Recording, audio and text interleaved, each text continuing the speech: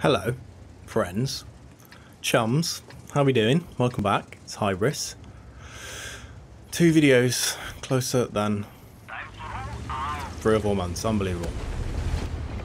I'm playing my Leopard PTA, and I had a pretty good game here. I just thought I'd show it off, why not? Nothing really special, but maybe I wanted to showcase a little bit of patience at the end. Some good plays, some bad plays for sure, but anyway, whatever. I'm just doing this as like a live commentary. Obviously I'm not playing the game right now, but I'm not, I haven't sort of prepared a script. I'm just going to talk about it, talk about what happens, why not. Leopard PTA, what a tank, by the way, since the buff. Unbelievable. The gun on this thing is nuts, as you can see. It pretty much goes where you want it to go, where you point it, it goes there. Which is nice because, RNG in this game is pretty damn annoying. But a bit like a Scorpion G, I guess. I don't know if anybody agrees with me on this, on the Scorpion G. The thing about Scorpion G is, it's a great tank. Good pen, good alpha, whatever. One of the best premium tanks, for sure. But because it's such an accurate gun, you feel like it should hit every shot. And when it doesn't, it really annoys me. It's really bothersome when it misses a shot. But anyway, enough said about Scorpion G, because we're not playing that. But yeah, Leopard PTA, what a tank. I mean, I would advise anybody who hasn't got this, hasn't gone up the Leopard line, definitely get up there now, because the guns, these are some of the best, probably the best sniping mediums in the game now. I can't think of any that would be any better. I did have to grind out the modules on this, because I was pretty short on 3 XP at the time, and it was a bit painful. But yeah, 420 alpha with very good shell velocity, good accuracy. Not the best DPM, but not bad. That's a bit strange there, because I remember being able to see that guy's silhouette when I was playing, but we couldn't see it in the replay. But we managed to sneak one in on the Leopard. Now I'm playing pretty passive here, because like I said, this is a sniping medium. I'm in a tier 10 game. I don't really want to be aggressive, and to be honest, being aggressive on this map is usually a mistake. Unless your entire team drives down the 0 line, you're probably better trying to play somewhat passively. But luckily for me, there's no RT, which is great, because no RT frees up this middle bit right in front of me here. Not the bit I'm shooting at, but where the Lance and C is. It really frees that area up, and you can start playing over the ridges. And because the LT and the Lanson decided to go there, I thought I'd just sit back and cover them. And as I hoped, they were spotting targets like the T-54 now. The Pantera was spotted up there before. The Leopard as he crossed. I've had shots for quite a lot of this game, so there's no need for me to make any more pressure. I've got no armor in this tank, really. There's no point in me exposing myself where I don't need to. And unfortunately, this Lanson has overextended a little bit. I don't think there's much I could do to help him here. Not against 3. Anything I can do to help him, I can do just as well and more safely from back here. So, as much as I would love to have gone in and try and save that guy, I don't think it's worth overextending there. I tried to put one blind to kill the Pantera because I hit his tracks. And that's one of those that you just feel like, I should have hit that, because I waited for him to fully expose his side. Pantera wasn't tracked before when I hoped he was, and I shot blind, but we managed to catch him there. And at this point, I'm looking at what my team's doing. The 430's pushing on, he's a one-shot. And I'm thinking, I've got all my HP left. If I can push up behind these guys, maybe I can do something helpful here. I'm aiming for the Conqueror. Again, couldn't see his outline, which is a bit strange, because I could definitely see it in the game. I'm just going to activate the free camera and then go back into the game and see if that helps. So I'm going to try and push up behind this T-54 and the Scorpion and see if I can give our 430 a bit of crossfire to work with. Because as well armoured as that guy is, he's not going to stand up to 2 guys there. But he does do a good amount of damage. Brings them both down to a one-shot for me. And then the Bulldog is waiting in the bush. Makes the mistake of firing there. He made a big mistake there, which was he had the advantage on me in that he had me spotted. I hadn't spotted him, but he made the mistake and fired, which meant that I spotted him and I could just chase him and kill him. In that situation, as a light tank, he would have been much better staying alive, maybe retreating up to A2 or something, or he could even have tried to hang around until I got engaged by his friends here. The Scorpion comes out around the corner and I managed to just about get the turret reversed to snap him before he shoots me, which is nice because it puts me in a position where I've got plenty of hit points left to not have to worry about T54. I've loaded some gold because the T54 can be a bit of a pain to pen at times. Somehow he manages to bounce me with heat. Must be some spaced armor maybe on that thing. I don't know whether he might have shot into the turret. The mechanics of heat are a little bit different to standard rounds. Well, I say standard rounds, AP rounds or APCI rounds. And whilst it can pen up to a higher angle, so for example with APCR I believe it's 70 degrees. It's either 70 or 75. I think it's 70 degrees is an auto bounce. With heat you can pen up to, I think it's 80 or 85 degrees of handling, which is why they're useful against Stritzvons. But anyway, I digress. What they don't do is overmatch. So against very angled surfaces they're not very good. Like extremely angled. So we go to engage the heavies and help this SU-130, and I made a bit of a mistake there, which is that I shot the 62p and I didn't pen him because the gun just decided to troll me a little bit, and I got spotted and I hung around for too long playing with fire, and I make another even bigger mistake there, which is that I'm not looking carefully enough at what that 62p is doing and where he is, and I'm thinking he didn't spot me the first time until I shot. I can come up and crest this ridge again and not be spotted, and that was not the case because he'd come considerably closer to me in that time. So I peek up and take 725 damage from him, and all of a sudden this game starts looking a lot closer. It looked like we were doing fairly well, but now they've got our E100, who again makes a mistake here, sort of. I asked him to fall back. He couldn't really fall back because the 60TP was behind him, so he pushed in and I didn't really react quickly enough to be able to go and help him.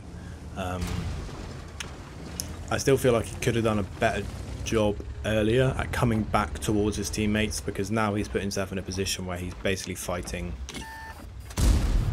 3 tanks on his own. 2 because the 60p is holding us, which I didn't expect him to. I got away with that. I didn't expect the 60TP to be looking at me there, but his shell doesn't connect with me. I think it hit whatever that was in front of me. I think it might have been like a truck or something. And the SU-130 manages to go in and finish him off. Meanwhile, the mouse and the IS-3, 10 out of 10 Dragon by the way, I was really trying to make sure I wasn't going to expose myself behind to these guys. They managed to kill the E100. So at this point I tried to push out and help our SDRV, who pushes in, and Kip and provide an angle here. Now, I have no idea what this gorilla is doing at this point. I have no idea what happens. He's full HP. He's just come to join the fight with the STRV. I'm guessing he's got himself an angle where he thinks he can shoot somebody here. But anyway, I've put myself in the cap because I want to put these guys in a position where they can't just sit in the same place and use their armor.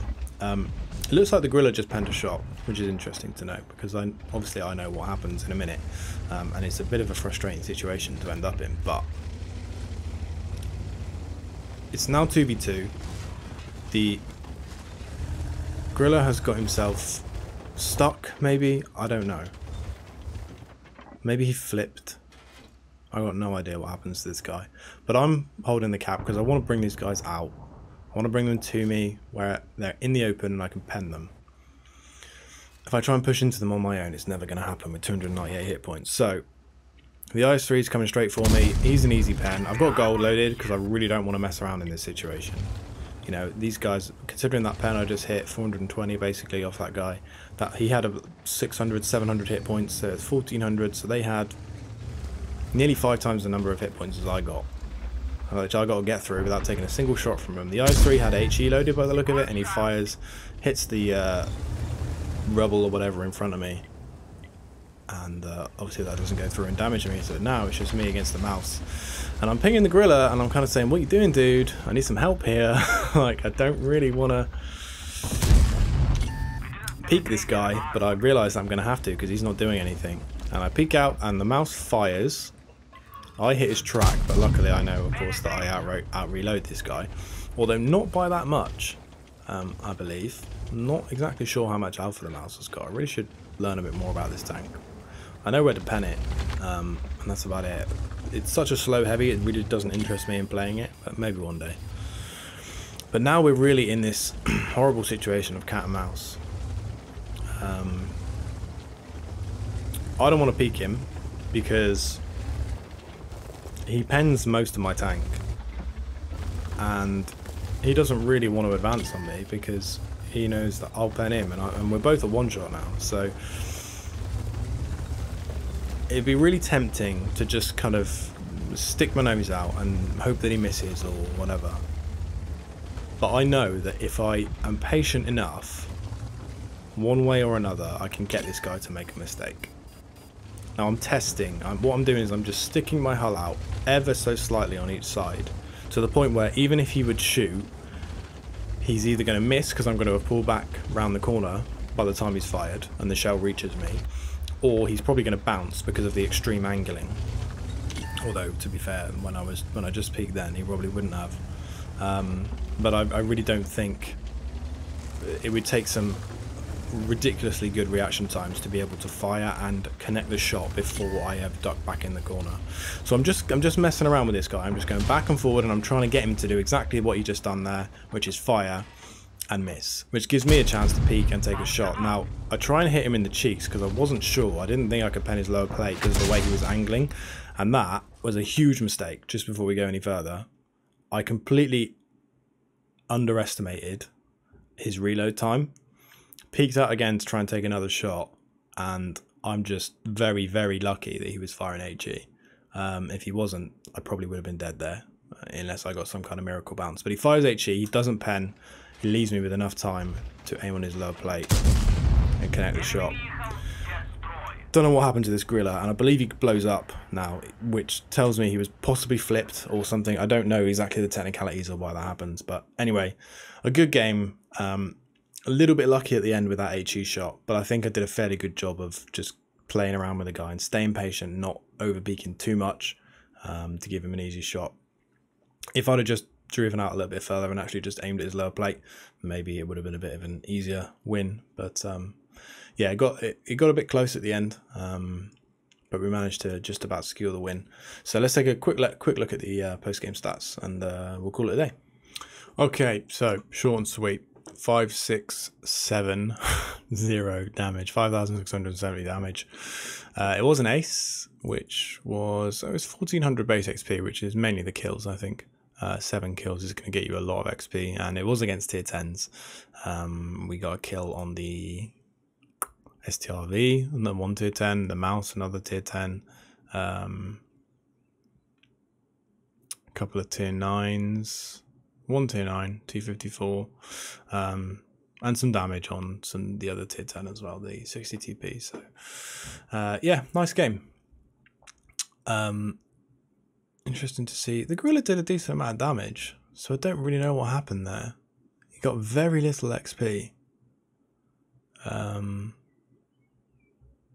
It's probably because for whatever reason he blew up at the end. Whether he was flipped or something, I don't know, but it doesn't look like this guy was, you know, AFK or something. I think probably he flipped, which is pretty unfortunate, but we managed to pull it off just about on our own, which is good. So yeah, nice one. Thanks for watching, boys and girls. I'll see you hopefully sooner than usual. If you like the video, give me a like, thumbs up, comment, whatever. You know the deal. Helps out a lot, and hopefully see you again soon. Ciao, ciao.